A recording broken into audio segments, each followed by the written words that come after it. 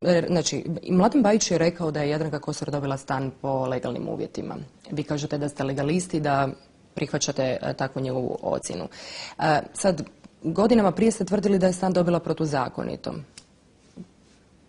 Čime vas je on to tako uvjerio? Je li vam čudno možda u 2 dana što je završio istragu tako brzo? Pa vi dosta provokativno nastupate. Ja sam već jednom rekao što je izborna kampanja, a što su odluke organa. Ja mislim da ste to razumjeli. 2007. ste to mislim izjavili. da ste to razumjeli. Ali 2007. ste isto to izjavili, ne samo u kampanji. Mislim da ste to razumjeli. Dobro.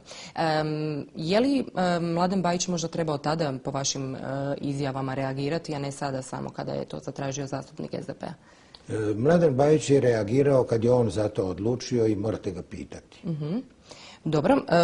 Recite mi odlazite zapravo hvaleći Bajića. Mnogi se pitaju, reći ćete opet da sam provokativna, ali mnogi su se to zapitali, drži li Bajić vas nečime u šaci? Pa evo, recite.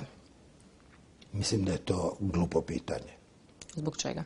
Pa zašto bi mene Bajić držao u šaci? Pa nijedno pitanje nije glupo, ja ga mogu postaviti, pa vi recite... Da. Ne, za mene je glupo pitanje, jer na to nema smisla odgovarati. Jednostavno, nema smisla. Pitajte me nešto što je logično. Nemojte me pitati takve gluposti. Dobro. Rekli ste... Mladen Bajić mene drži u šaci. Pa šta vama pada na pamet? Pa jeste li vi za to da mi završimo ovaj razgovor? Ne, naravno da nisam. Gospodine Mesić... Ne, dajte to tamo i gotovo. Ja ne dozvoljavam takva sranja. A gospodine Mesić, evo sjednite ovoga... Ne, pogotovo.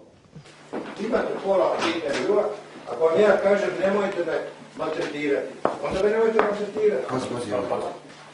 Gospodine Mesić, uopće nije bilo potrebe. Ja sam isto novinar koji može... Ne možete na taj način. Zašto bi mene neko držao u šaci? Pa gospodine Mesić, ima argumenta. Koji je argument? Ma dobro, pa pisalo se novinari... Pa šta mene briga šta pišu? Pa propitivali su novinari, ja vas pitati, vi morate reći da to uopće nije istina i nije bilo potrebno... Ma ne, jer vi ćete meni sutra napraviti ovu emisiju na jedan brutal način, a to u tom neću sudjelovati. A zbog čega?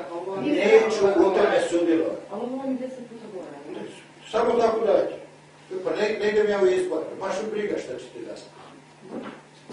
Stavljate vaše...